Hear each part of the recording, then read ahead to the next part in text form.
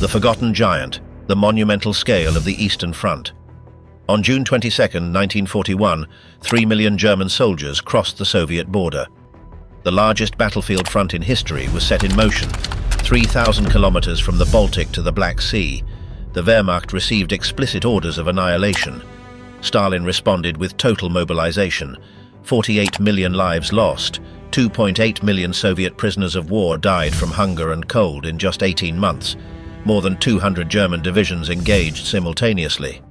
Stalingrad consumed an entire army.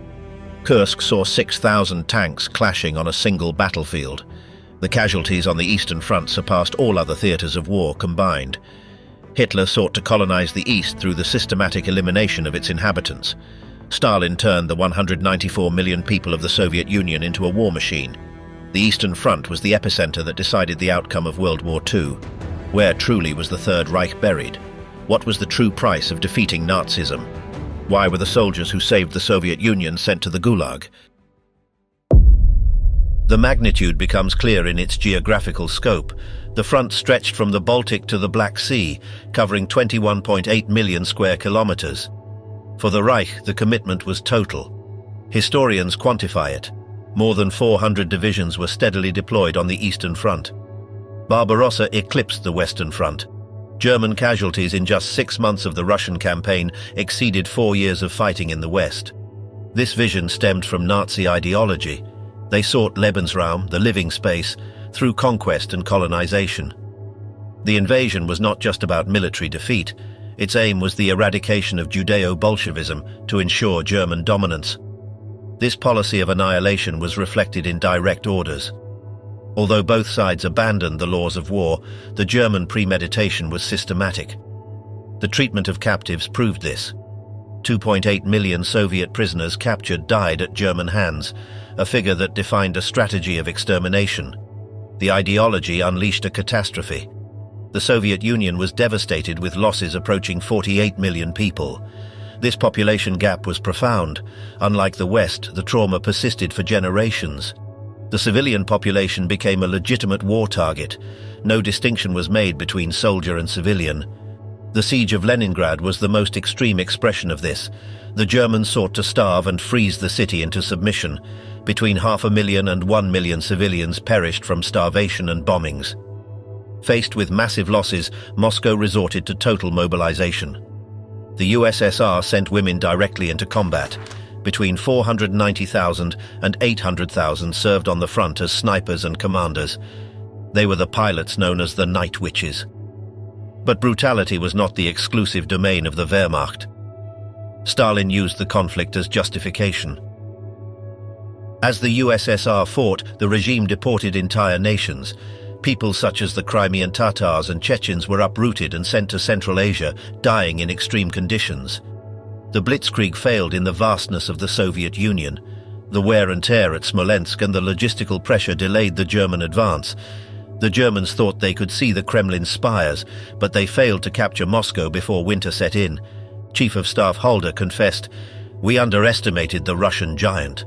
The Soviet counter-offensive shattered the myth of German invincibility. The first winter was the Germans' first major defeat. The war turned into a war of attrition. The turning point came in 1943 at Stalingrad.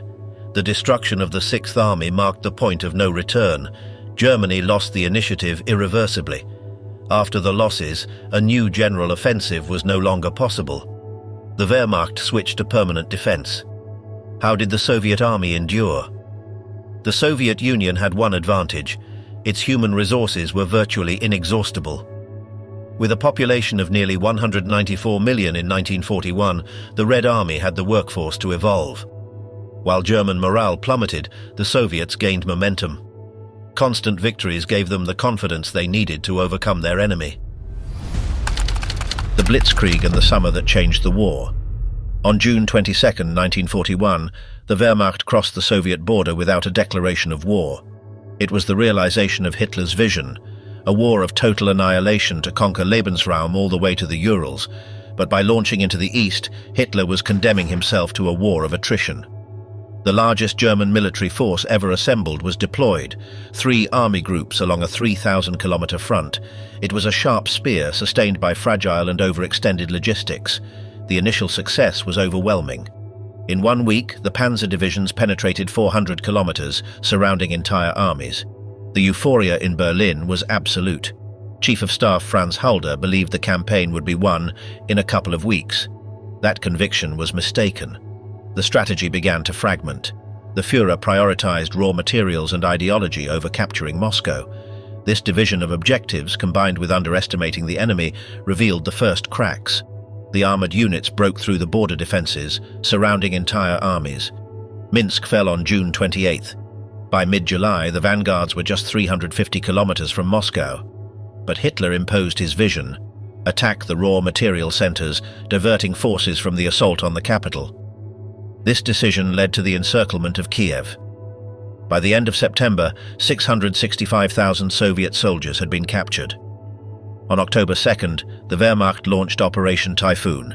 78 divisions, nearly 2 million men, aimed at Moscow. But it was too late. The autumn rains turned the Russian roads into mud. The advance stalled just 30 kilometers from the capital before winter arrived. The Soviet resistance was unyielding. Although Stalin's purges had weakened the high command, isolated soldiers resisted fiercely. Defensive strongholds like the Brest fortress forced the Wehrmacht to win every kilometer at the edge of exhaustion. The Soviet soldiers' mindset was simple: destroy the fascists as quickly as possible. The German penetration exposed their structural weaknesses. The panzer divisions operated on a logistical backbone that was too fragile. Soon, more vehicles were lost to dust and mud than by direct action from the Red Army. The Soviet state did not collapse. Its population of nearly 194 million allowed it to continuously form new divisions. As the Wehrmacht overextended, scattered Soviet soldiers behind German lines became a constant threat.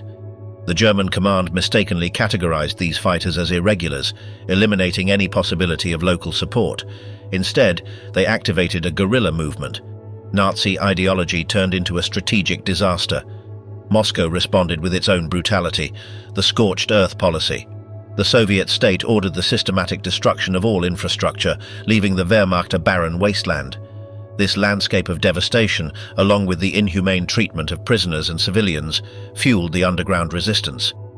Isolated soldiers joined the population, forming a growing resistance movement. Asymmetric warfare burned in the rear. The German command responded with punitive operations against the civilian population.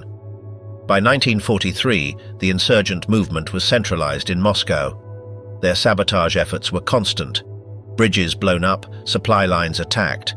90% of the forests in Ukraine and Belarus were under the control of the resistance. When the Wehrmacht began its retreat, the Führer demanded a desolate and uninhabitable land.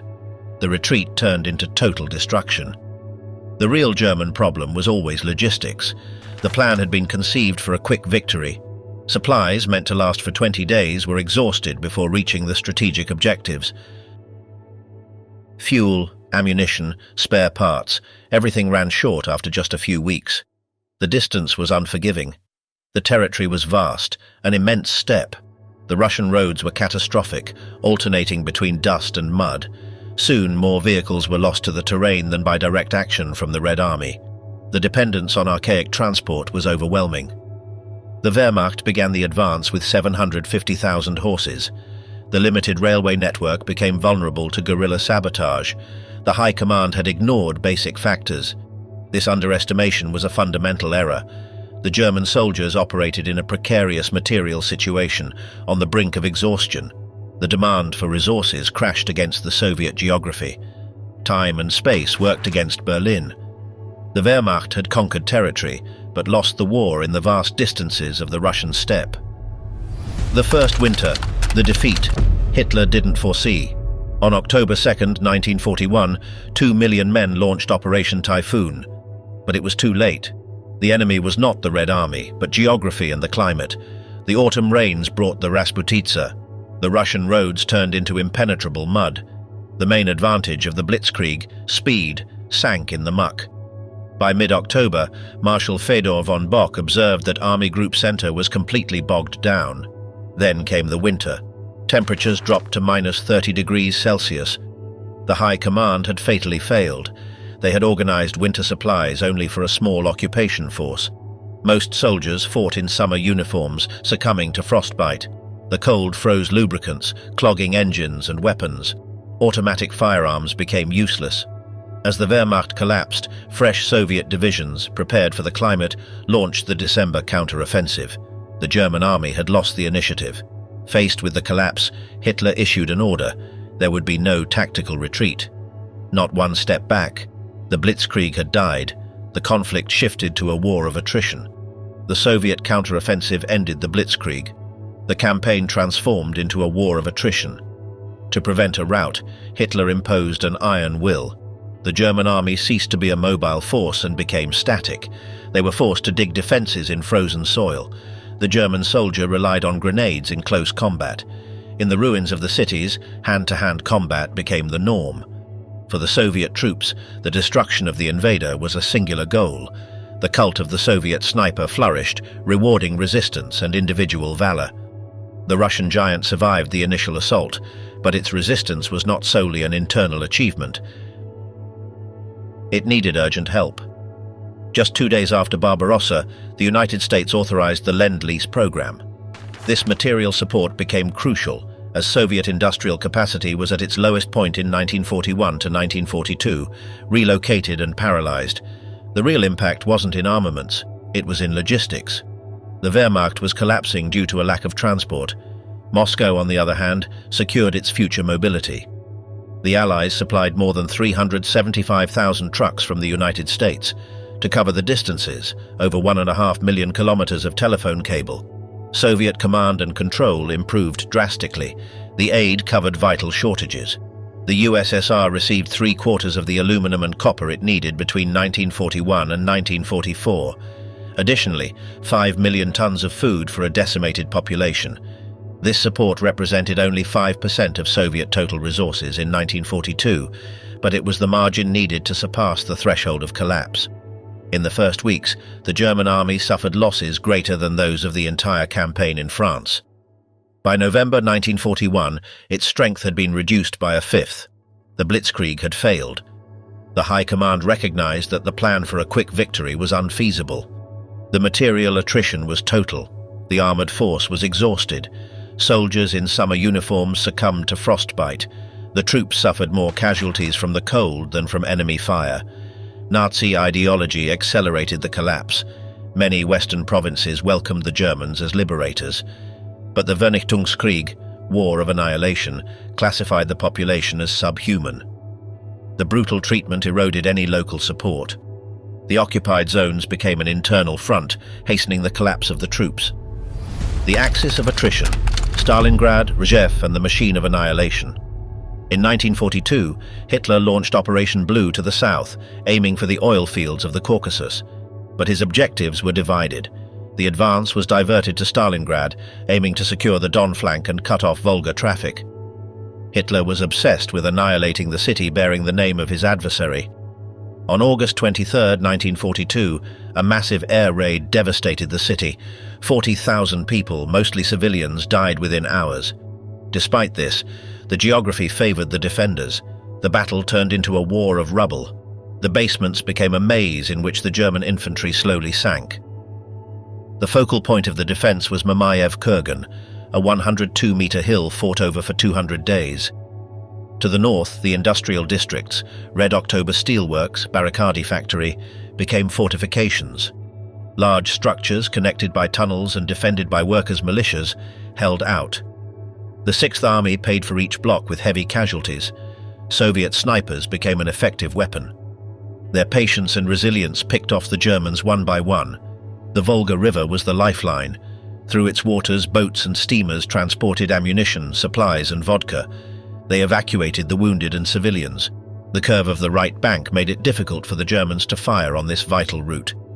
Secretly, Soviet High Command was preparing a masterstroke, Operation Uranus. But it needed to pin the Wehrmacht's armored reserves elsewhere. For this reason, Moscow launched Operation Mars against Rzhev, a massive assault that immobilized Army Group Center. This sacrifice ensured that vital resources could not be diverted to relieve the Romanian flanks. The Sixth Army was fixed in the ruins, obsessed with capturing the city. That immobilization was exactly what Moscow needed. Marshals Zhukov and Vasilevsky devised Operation Uranus, a pincer plan designed to annihilate Paulus's army. They avoided a frontal assault. They attacked the weakest link, the flanks defended by Romanian armies. These troops were poorly led, badly equipped, and lacked anti-tank weapons. On November 19, 1942, the armoured offensive began. The first snow and fog limited German air support. The breakthrough through the Romanian lines was swift. Within 4 days, the spearheads converged. On November 23, the encirclement was complete. Nearly 300,000 soldiers were trapped. Hitler forbade any retreat. A desperate air rescue was attempted. The Luftwaffe promised 500 tons of supplies daily, but the average barely exceeded 100. Without supplies, with no hope of relief, the Sixth Army succumbed. On January 10, 1943, the Soviet internal annihilation began. On January 31st, Friedrich Paulus surrendered. The Führer had promoted him to Field Marshal as an implicit order for suicide. Paulus disobeyed. The battle ended on February 2nd. The extinction of the Sixth Army was a turning point for Germany. The victory at Stalingrad had a strategic prerequisite that came at an enormous cost. Hundreds of kilometers to the north in Rzhev, a similar-scale contest of attrition took place. This action was the key component that allowed the success of Uranus. Soviet High Command needed to immobilize the German armored reserves. Operation Mars was launched on November 25, 1942, under the coordination of Zhukov. The goal was to destroy the German Ninth Army. However, Rzhev-Sichevka had been a focus of attrition for months. Previous operations had already caused over 272,000 Soviet casualties. Operation Mars concluded with a tactical failure and high human losses, approximately 70,000 dead and 145,000 wounded. The sector had fulfilled its strategic purpose. The ferocity of the Soviet assaults forced Marshal Walter Model to commit all his elite reserves. The panzer divisions needed in the south were immobilized. This fixation prevented the German High Command from diverting resources to break the Stalingrad encirclement. Rzhev was costly, but Stalingrad and Rzhev were two key pieces of the same plan. Soviet censorship kept Operation Mars secret for decades, but the facts are clear. This double offensive was decisive. The Stalingrad Kessel became a trap. The Sixth Army began to die from cold and starvation even before Christmas 1942. Aerial resupply was insufficient. The bread ration barely exceeded what civilians in Leningrad were given. Frostbite, typhus, and hunger decimated the men. On the Soviet side, the NKVD enforced strict discipline. Their forces were vital in the urban defense. The discipline of the Red Army was maintained through relentless measures. Directive No. 227, issued on July 28, 1942, was categorical: not one step back. It prohibited retreat without authorization. This allowed the creation of punishment battalions, composed of hundreds of men, and blocking detachments that shot any soldier attempting to retreat without orders. Despite Stalin's initial mistakes, the system managed to mobilize patriotism by combining terror and propaganda. The victory was achieved at the cost of immense suffering. The annihilation of the Sixth Army, coupled with the exhaustion at Rzhev, confirmed that Germany could not win the war. The double defeat, material and psychological, destroyed the myth of German military invincibility. In fact, Time magazine named Stalin Man of the Year in 1942, highlighting the Soviet achievement. His army had survived the abyss and now held a strategic initiative it would never lose. The road to defeat, snipers, armored power, and the German collapse. After the collapse of 1942, the war turned into a total war of attrition. In this context, snipers emerged as the most relevant tactical and psychological element. The shattered landscape of cities like Stalingrad became ideal camouflage. Their function was clear: to disrupt the German defense before the infantry assault. Elite marksmen systematically eliminated officers, artillery spotters, and machine gun crews. The psychological impact was significant. The fear of ambush never disappeared, wearing down even experienced German soldiers. For the Red Army, the cult of the sniper flourished, raising morale with every confirmed kill. The Soviet Union mobilized a considerable number of women in combat roles. This task required sharp vision, breath control, and the ability to remain still in intense cold. This strategy culminated in the founding of the Central Women's Sniper Training School in May 1943. This group was credited with eliminating nearly 12,000 German soldiers. One of the most famous figures was Lyudmila Pavlichenko, who was evacuated after a wound, with a record of 309 confirmed kills. Vasily Zaitsev, who arrived in Stalingrad in late September, became the most famous sniper. With 149 kills registered by November 7th, he was not the most prolific during the battle. That recognition went to a marksman known as Zikan, with 224 kills. Zaitsev, promoted by the publicity-benefiting commander Chuikov, served as an instructor in an improvised sniper school. Tanya Chernova was one of his students, achieving 80 German kills before being wounded. Stalingrad created legends. The most famous was the supposed duel between Zaitsev and Major Koenig. The story is well known. Koenig, head of the German sniper school, was sent to eliminate the Soviet hero, but it lacks foundation. No record exists of such an officer. It's a wartime myth. Not even Soviet censorship promoted the story, suggesting a complete lack of evidence. Zaitsev's efficiency was real. The Soviet soldier had one thought: destroy the invader. In urban combat, the sniper was a master of annihilation. He eliminated the enemy command, instilling constant fear. The psychological attrition imposed, coupled with growing industrial production and operational mastery, prepared the Red Army for the decisive offensives. After Stalingrad, the Red Army was preparing for a test of its operational mastery. The summer of 1943 marked Hitler's final gamble in the East, Operation Citadel. He believed victory was possible by restabilizing the front through the annihilation of Soviet reserves. But the Stavka was no longer blind. Thanks to superior intelligence, including data from Great Britain, they knew the German plan to concentrate forces in the Kursk salient. Marshals Zhukov and Vasilevsky persuaded Stalin to adopt a deliberate defense strategy. The directive was simple: lure the enemy assault and let them bleed in a defensive bridgehead, then shift to the offensive. The salient, known as the Kurskaya Duga, was transformed into a stepped fortress. 8 defensive lines were built, populated by dense minefields and anti-tank ditches. The area was comparable to half of England. The Germans deployed their spearhead, elite tanks like the Tiger with 110 millimeters of armor. However, the new Panther was rushed into service, often arriving unreliable. The Soviet T-3476 was technologically inferior in range and visibility, but its wide-track design gave it an advantage in the muddy terrain. On July 12th, the climax arrived. Near Prokhorovka, the Stavka launched the 5th Guards tank army under Pavel Rotmistrov in a direct collision against the 2nd SS Panzer Corps. It was the largest armoured clash of the war.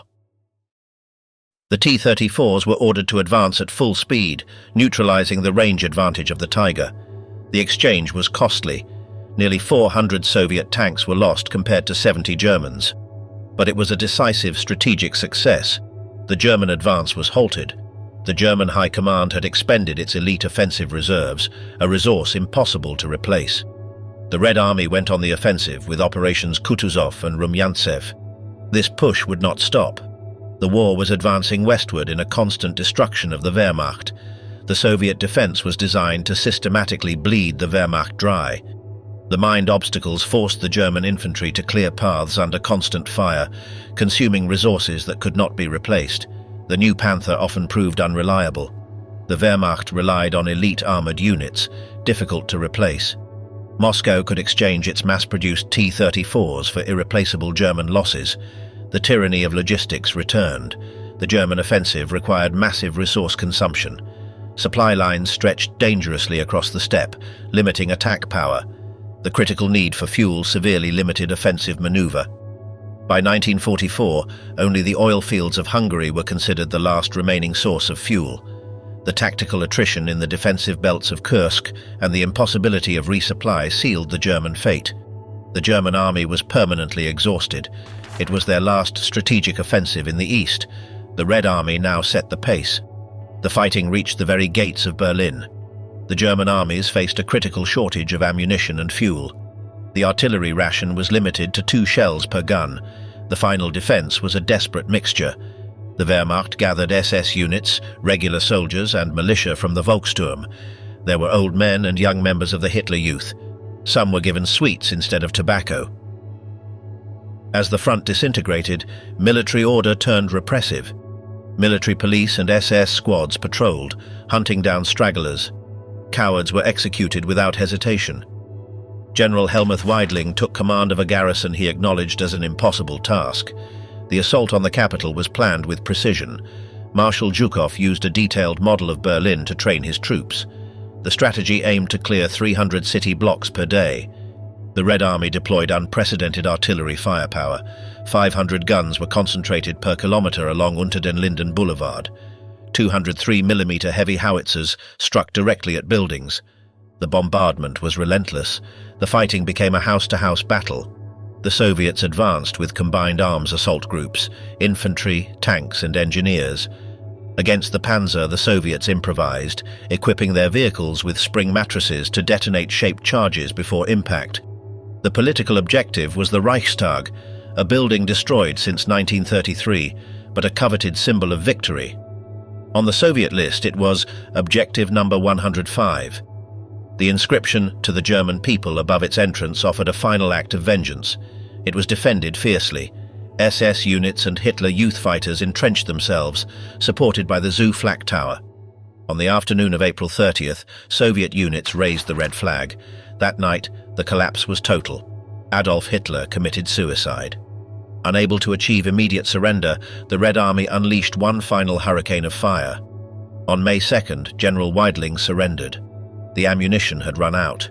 The victory was complete. The Red Army gathered a mass of prisoners, including firefighters and police officers. Many feared deportation to labor camps. The cost was counted in millions. The war had ended, but its scars were just beginning.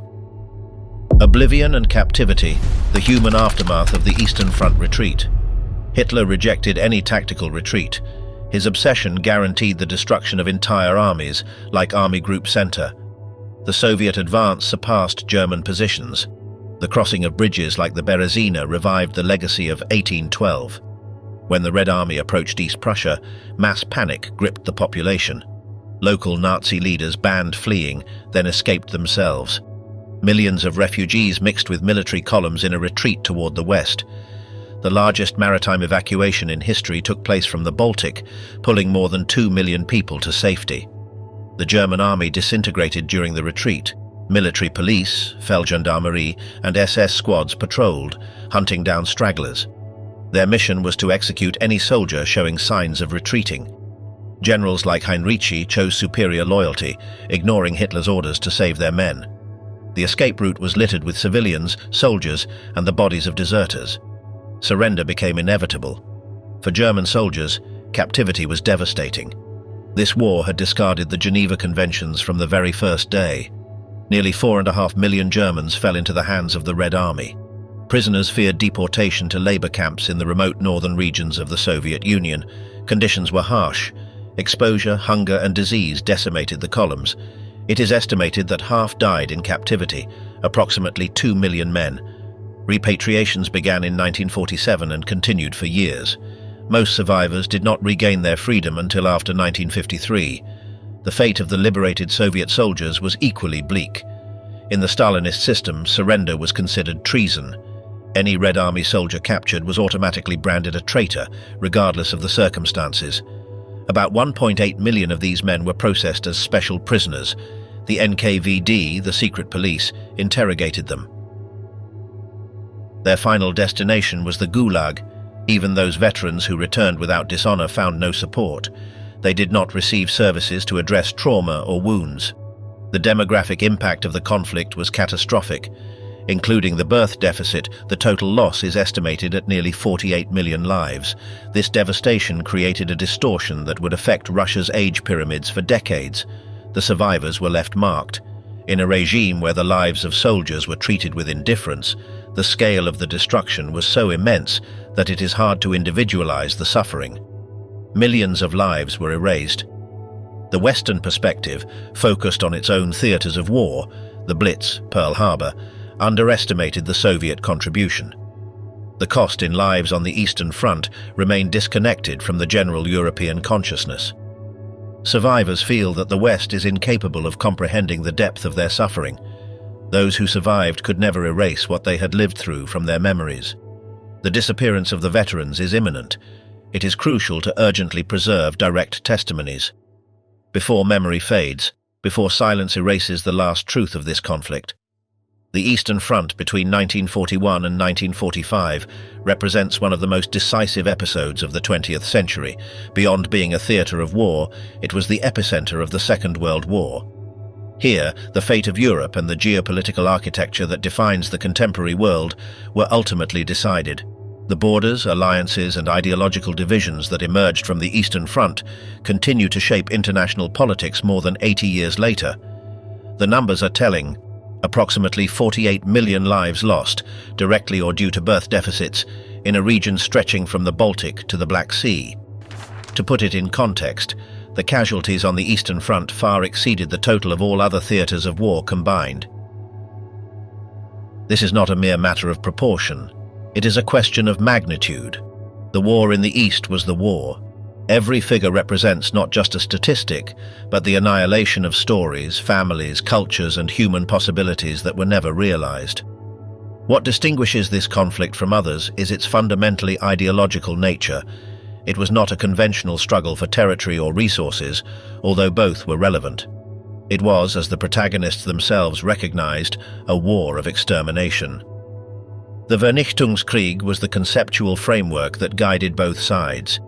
Hitler sought to conquer Lebensraum, the living space for the Aryan race, and to systematically eliminate what he called Judeo-Bolshevism.